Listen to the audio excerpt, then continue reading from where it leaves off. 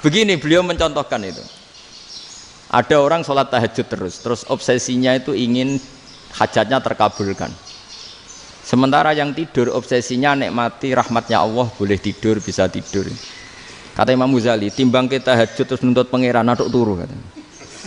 Mergo engko dia akibat terus setan memberi bisikan, "Lho nyatanya kamu tahajud ya gak terkabul." Berarti cerita bahwa Nabi ngendikan kalau doa tahajud mustajab enggak. Daripada ngono ki aduk turu ora tau donga. Timbang abri-abri Islam timbang ngelek-ngelekin apa? Islam. Jadi ulama itu mulai dulu itu sudah berpikir. Banyak orang menjadikan tahajud, sholat malam itu media untuk hajatnya. Dan kalau nggak kesampaian ini mutung. Nyalahkan kiainya ijazah ramandi. Macam. Daripada ngono ora usah apa? Tahajud turu. Dan jenis kayak ini tuh banyak. Makanya ulama kayak saya itu saya naik dewi itu ya jarak. Saya sering didolani muhibbin terus bilang, "Gus, saya doakan gini-gini sama nyalon bupati atau saya gini." Saya bilang, "Gak waduh orang dongo, nak ramandi darani ulama dongane ramandi. Nak mandi kamu jadi bupati tetap nganggep karena beli. Sopo sing raro bupati saya gak beli. Ribet kan? Ketika mereka jadi ngunsurkan doa kamu apa karena kemarin beli? Yang beli maksudnya nggak beli nggak usah tersinggung. Jadi ribet ngadepin. Nggak artinya gini loh, doa itu jangan dipakai begitu loh. Kalau minta nasihat tak nasihati jadi bupati yang baik, gubernur yang. Kalau minta doa itu resikonya. Akhirnya kiai kalau diminta doa ya doa, sebenarnya diisinya itu nggak doa kemenangan. Selamat.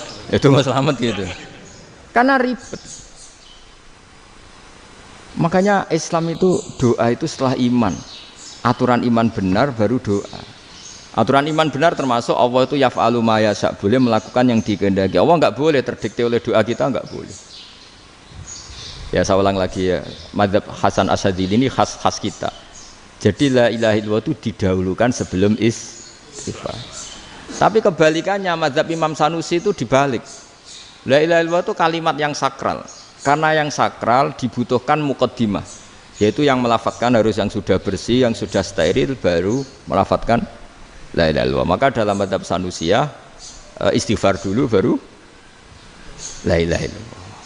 Nah, cara mazhab Abdul Hasan Asyadzili kebalikan, istighfar itu sah setelah sahnya tauhid. Kamu ikut mana tuh? Asyadzili apa Sanusiyah? Alhamdulillah sama-sama tidak paham ya sudah. Akhirnya sudah. Ya saya nggak kemana-mana kan gitu. Jadi apa ya? Terus ini saya teruskan ini biar khas pesantren atau khas NU lah, kalau bahasa Pak Rektor khas NU. Ini Ben sampean tahu beberapa perbedaan itu lazim, halaman 24. Ya, halaman 24 sama 25. Tak baca ya, ini masih orisinil. An Sufyan bin Uyainah, ini juga gurunya Imam Syafi'i.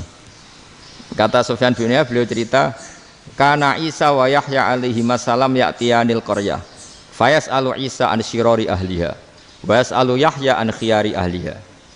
Jadi Nabi Isa dan Nabi Yahya itu satu generasi, sama-sama masih muda. Kalau di satu kampung yang Nabi Yahya tanya, ini keluarga terbaik siapa? Saya mau nginap di situ karena kumpul orang baik itu nyaman. Kalau Nabi Isa kebalikan, keluarga terburuk mana ya? Saya tak di situ.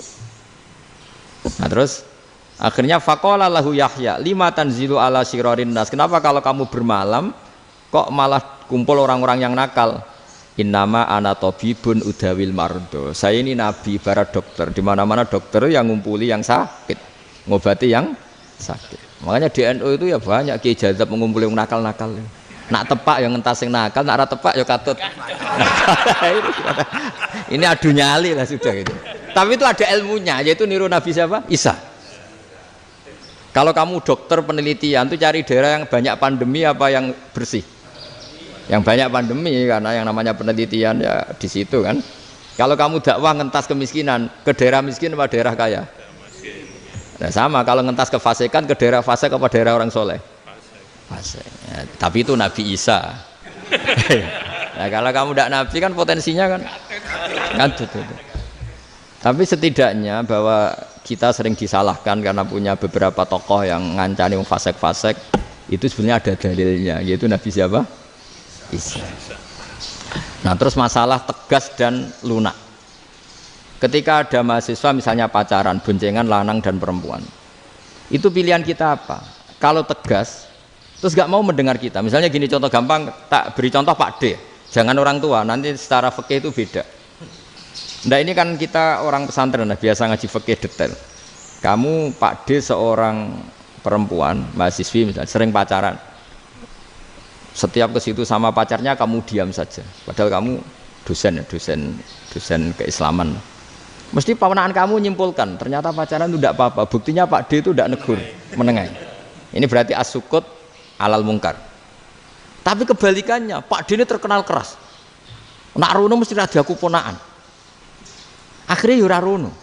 Mesti ngerti nak mesti diamuk. Nah, dua orang ini sama-sama gagal kan?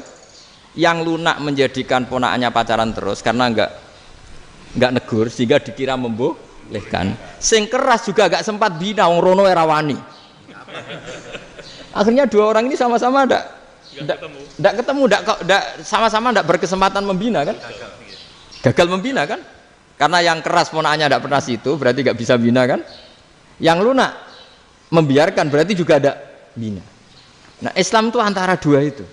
Ya agak terlalu lunak, enggak terlalu keras. Karena kalau terlalu keras, misalnya ada kiai terlalu keras. Lu masyarakat mau tanya itu gimana? Lari kan? Dulu saya ini punya pengalaman pribadi. Saya ini kan kecelok orang alim. Itu kalau pernah ya saya itu berusaha ya pokoknya ya umumnya orang alim lah. Tenang, terus anteng, enggak gejlok-gejlokan. Itu enggak ada yang tanya. Saya mimpi ketemu beberapa ulama itu disalahkan. Terus umat saya kalau mau tanya itu ke siapa? Wong alim wis wibawa, meneng tambah banget wibawane. Bala Quran sering gojlok rektor macam-macam. Terus wong wanita kok, saya biasa ke pasar pandangan dicegot orang. Gus, putri saya itu sering keluar darah tapi melebihi batas haid gini-gini. Kalau badhe sowan jenengan, gak usah sowan ning kene mbek ngadeg-ngadegan. Terus tanya, yang haid berapa hari, Gus? Ya supaya rudat ilal adat. Adat sebelum dia punya penyakit istihadah itu berapa? 6 hari ya sudah, kembali 6 hari lainnya mustahadah, tetap sholat, tetap normal. Tapi kalau saya wibawa, moro pasar go tasbih duwilu. Iku mesti wong salaman njaluk donga yakin. Tapi baru kayak rada uraan ketemu wong-wong, dol ning ndi? Mak ape ning ndi? Gus beneran Gus ketemu jenengan kula wingi badhe tuwa kok. Akhirnya tanya. Dadi uraanku iku amdan. Lha nek sampean asli, iki asli uraan. Karena ndak uraan lah tetap ndak wibawa kan. Jadi baru kayak uraan itu ya banyak. Saya itu kalau ngantor di Jogja itu banyak orang yang tanya, ya biasa tuh tanya macam-macam. Karena saya uraan. Ke pasar ya orang, bahkan di bis sering ketemu orang, wah beneran Gus kalau badhe sowan jenengan badhe tanya ini. Ya sudah di sini aja. Jadi semua itu diilmoni.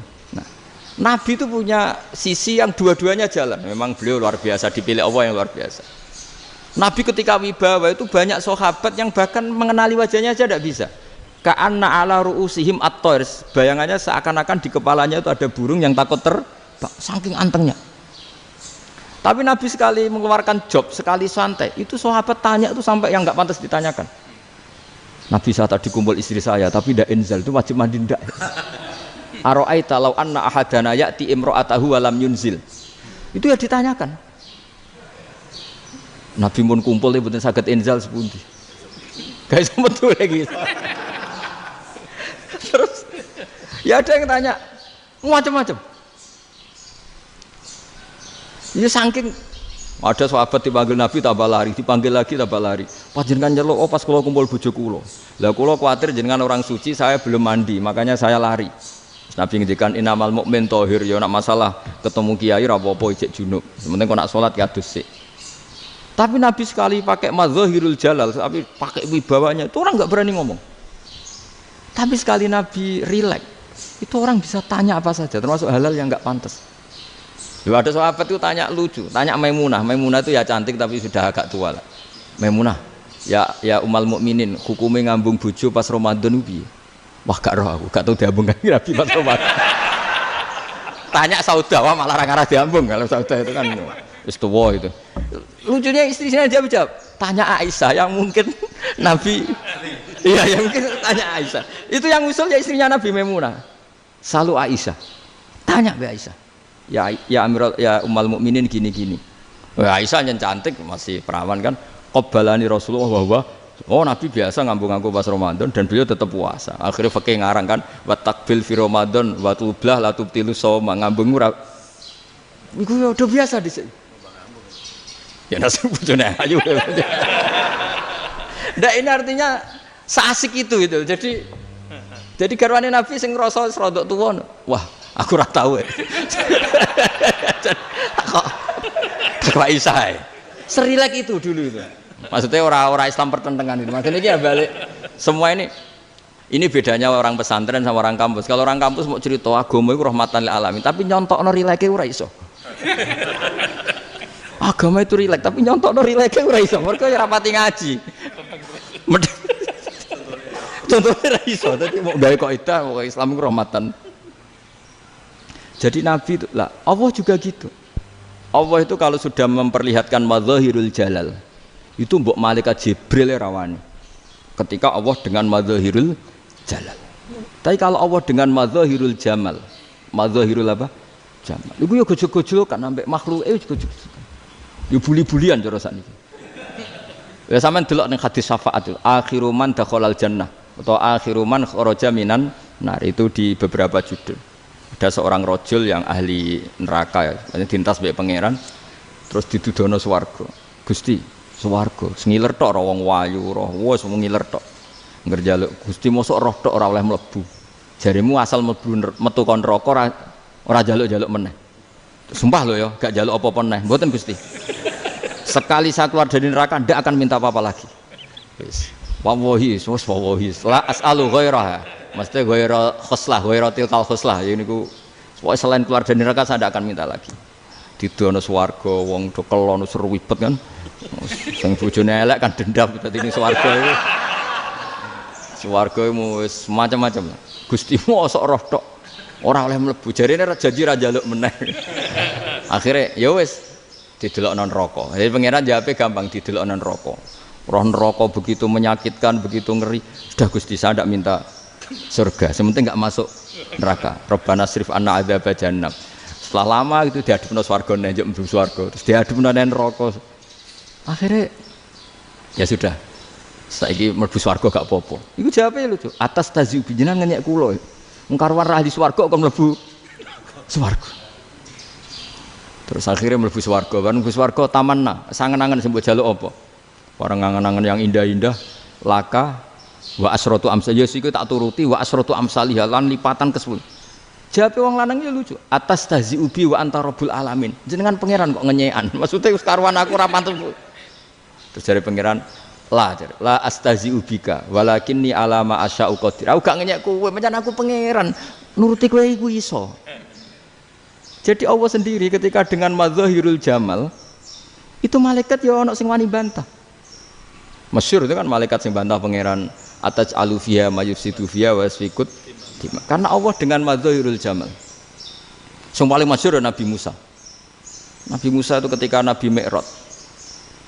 Nabi Mi'raj itu beliau kira-kira di langit keempat lah yang masyhur atau kelima ngelangkai Nabi Musa nangis ya Rabbi ini apa-apaan orang sing ja'a ba'di kemudian melangkai makom saya ini apa-apaan dan Nabi Muhammad kan apapun hebatnya kan junior kok melangkai makom saya ini apa-apaan nggak fair sampai Nabi Muhammad itu tanya gini sama Jibril reaksi Allah gimana ketika melihat Musa seperti itu jawab malaikat Jibril lucu ya roh khiddatahu Allah sapal gayane Musa biar jadi lucu ya dibiarin aja sama Allah tapi yang jenenge Nabi Musa itu kekasihnya Allah tetap berkah bagi kita betul ketika setelah Mi'raj diwajibkan sholat 50 gentenan Nabi Musa kelihatan nabinya sebenarnya Nabi Musa itu sebetulnya loh gak nguntungkan kita sebetulnya tapi yang nguntungkan sebenarnya enggak niat nguntungkan kita tapi nguntungkan Nabi Ibrahim kan di langit ke-6 keren lah. Konti jong ketemu Allah ngeten-ngeten kan salat 50. Karena Nabi Ibrahim terkenal Nabi baik tidak bantah. Bareng Nabi Musa. Kenapa diceluk pangeran? Kula kan salat ping 50. Inna ummataka la tutiku dalik. Wah, gak kuat umat. Serai-rai gak umatmu ora ngarah kuat 50 rakaat. Tapi sebenarnya Nabi Musa itu niatnya bukan membela kita. fa inna ummati la umatku sing gagah-gagah ra iso meneh umat. Berarti sebetulnya ya itu masih pakai gengsinya sebetulnya. Wes ngono-ngono lah sementing kita untung. Sebetulnya dia itu enggak terima wong umat saya aja yang lebih kuat. Enggak kuat apalagi umatmu. Lah terus sebutin irji ila rabbika fas'alhu takhfif. Itu berarti Allah dengan madzahirul jamal. Sudahlah, datang ke Allah minta keringanan. Allah itu baik.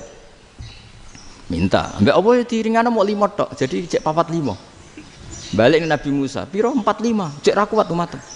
Wong umatku ora kuat. Jadi sebenarnya dia bilang umatku ora kuat. Lho cara Nabi Muhammad model wong Malang. Yo beda umatku mbek umatmu. Ribet kan? Beda. Lho Nabi Muhammad kan enggak seperti itu kan?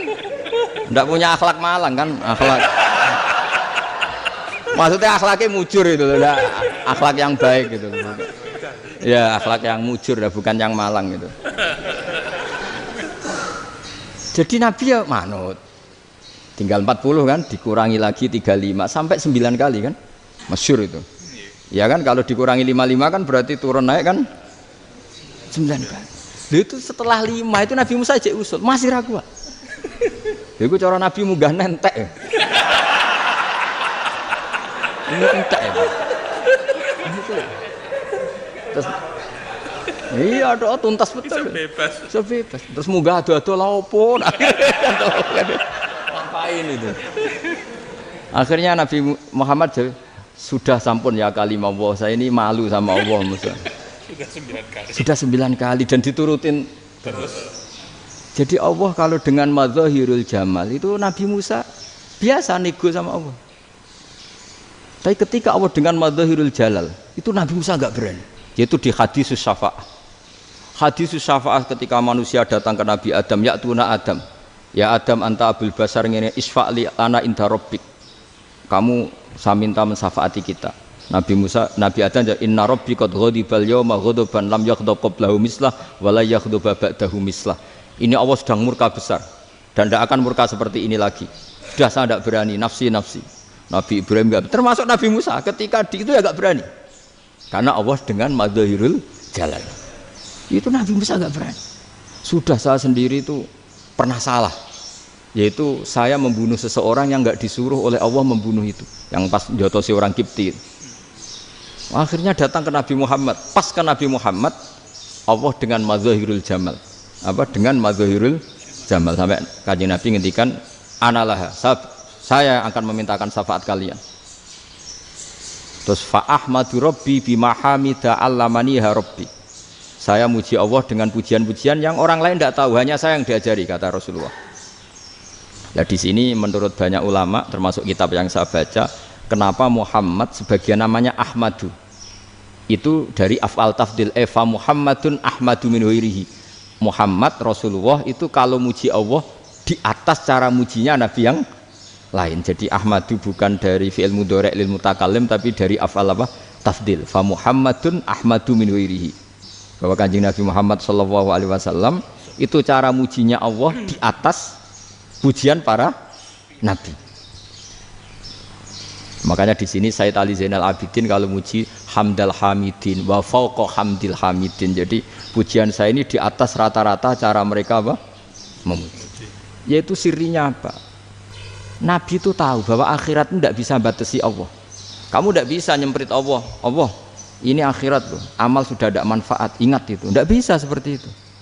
Allah itu nggak bisa tunduk sama konstitusi yang bernama akhirat. Artinya Allah meskipun di akhirat tetap duwe hak yaf'alu ma yasa atau yaf'alu ma yurid. Nggak bisa kamu terus wah ini akhirat amal ra iso dikirim wong mati, amal ra iso dikirim. Ya pangeran kok mbok atur. Kalau kita yang mengirimkan tidak bisa, tapi kalau Allah tetap bisa. Makanya ada kiai mengatakan kodok qadar ora iso dirubah, itu kamu.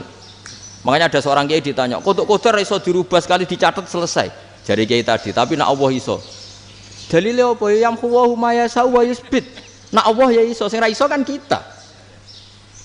Nah, Nabi itu tahu betul meskipun akhirat itu Allah masih bisa dinego saking baiknya. Akhirnya Nabi sujud, masyhur itu terus, ya Muhammad irfa' ra'sak wasal tu ta' wasatu safa semat sirahmu angkat. Kowe apa tak turuti. Terus semenjak itu Nabi minta napa? Syafaat. Jadi makanya terus banyak GNU sing wis macam-macam lah.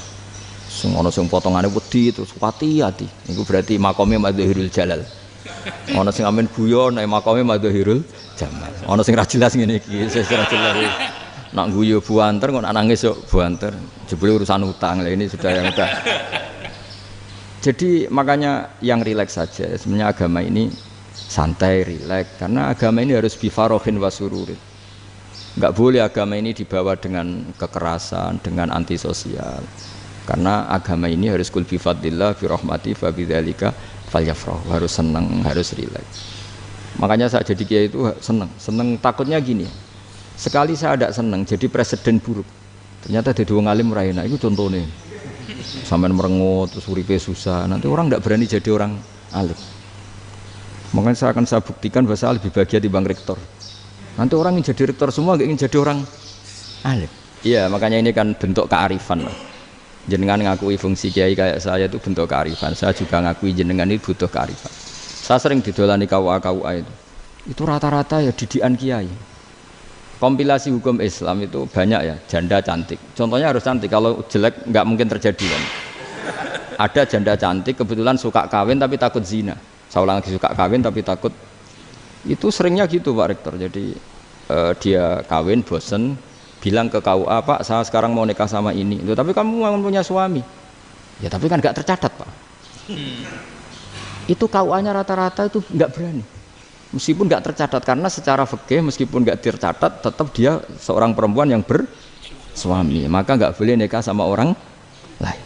Tapi secara hukum santri nggak bisa dong menikahkan perempuan sing dzati zaujin yang punya suami.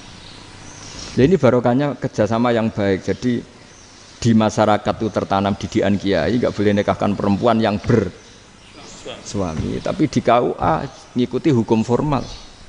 Dan di Indonesia itu KUA itu rata-rata konsultasinya ya sama kiai, sehingga ya nggak berani akhirnya meskipun aku udah mlebu rokok mbak gak iso.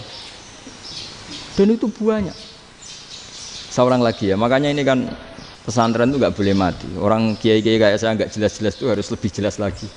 Karena ini yang on time, yang online, yang siapa saja bisa tanya. Saya itu SMS saya itu nggak punya HP WA.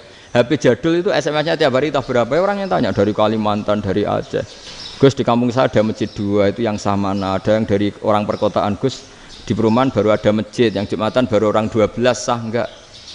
Ya langsung saya jawab sah, dalilnya ini. Ya sudah, nah, tapi kata Imam Syafi'i gini harus orang 40 itu madzhab Syafi'i, dalam madzhab yang lain gini-gini. Itu kalau tanya rektor itu kan ribet, masuk ajudan dulu, asisten dulu, panjang.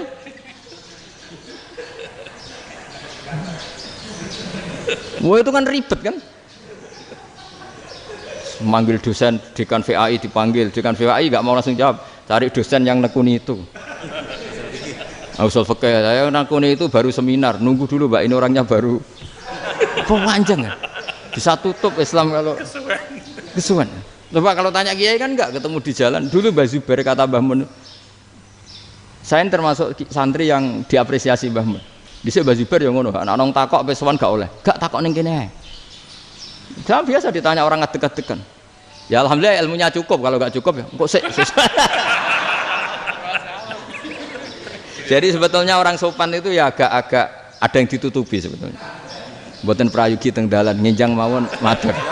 Ya sebetulnya sebenarnya memang ilmunya agak cukup gitu.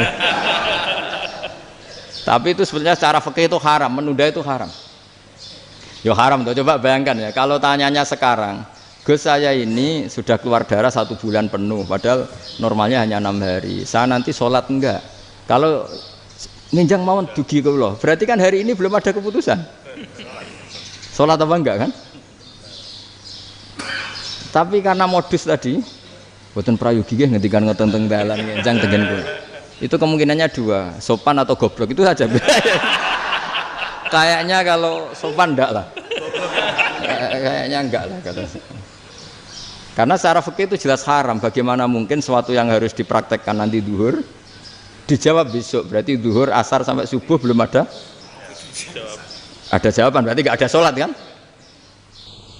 Makanya dibutuhkan orang-orang alim yang kultural seperti ini dan NU menghormati kultural.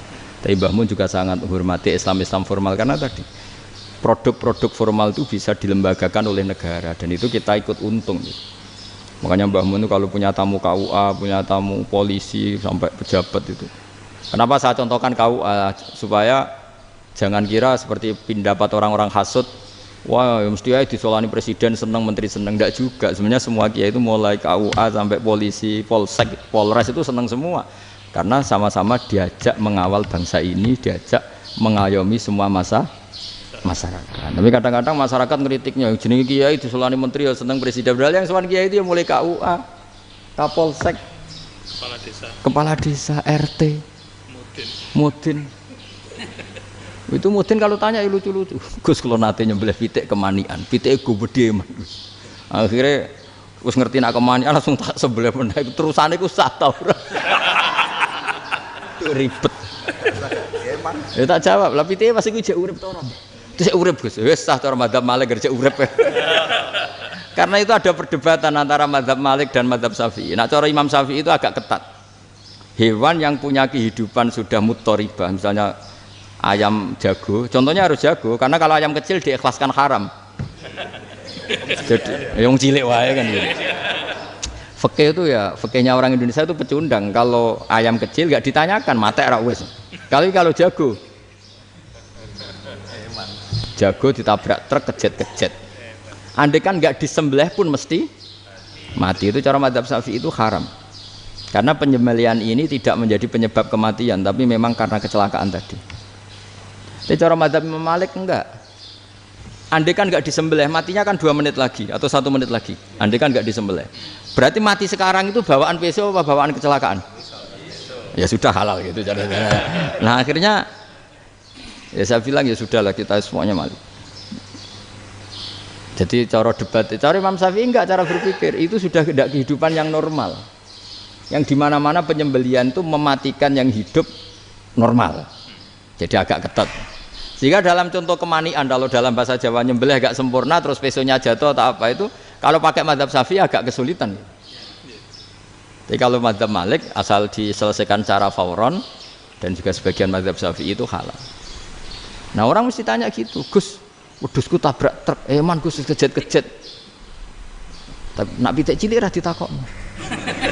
Makanya termasuk kritiknya Mbah Mun, tapi ini madzhabnya Mbah Mun ya. Kamu boleh ikut boleh ndak karena ini urusan ndak penting.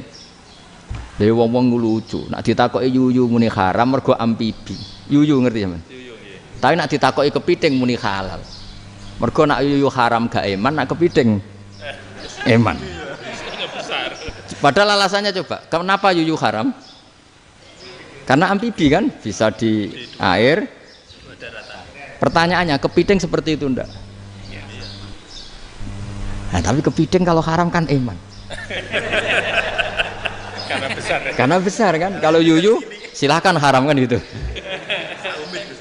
Artinya apa? Fikih kita ya agak-agak pecundang gitu, agak-agak pertimbangan. Iya, lucu kan? Kualitatif. Coba alasannya yuyu haram karena apa? Amfibi kan? Hidup 2 alam. Pertanyaannya kepiting seperti itu enggak? Iya. Kenapa? Kalau orang tanya, yuyu haram apa halal? Rata-rata jawab haram. Tapi kalau kepiting mulai khilaf. Loh mestinya kan sama kan? Nah itu karena unsur imannya. Iya tadi. Saya juga sering melihat tonggo-tonggo itu. Ayam cuwilik sakmene ketabrak truk, enggak ada yang tanya. Tapi saya pernah jalan-jalan di Narukan sini. Ono jago ketabrak, sing duwe langsung marani kula pas saya naik motor. Gus ini halal apa haram? Nah langsung kula sebelah halal apa haram? Wis kanggo kowe halal ya halal. Karena saya tahu tak jawab haram mesti kecewa itu. Aduh. Akhirnya kiai ini beratnya kan. Ya akhirnya ya saya setelah itu mate Imam Syafi'i ngapunten umat kula tuh. Umat kula niku ora siap nganggo madzhab jenengan tuh ndak siap. Iya kan akhirnya pakai madzhabnya Imam Malik tadi. Ya tak Fatihah Imam Syafi'i ini mboten niat nglawan jenengan. Tapi ngobati tiang eman. Mergo pitike besar itu. Jadi ini kan cerita ya, itu makanya yang rileks saja lah, bahwa Islam ini yang rileks, yang menyenangkan, karena ya agama ini harus menyenangkan. Raditu billahi robba, raditu itu seneng banget, ridho itu puas. Nggak boleh beragama pertuntungan terus emosinan, ya marem atau raditu itu marem, jadi yang nyaman. Ya saya kira demikian. Assalamualaikum warahmatullahi wabarakatuh.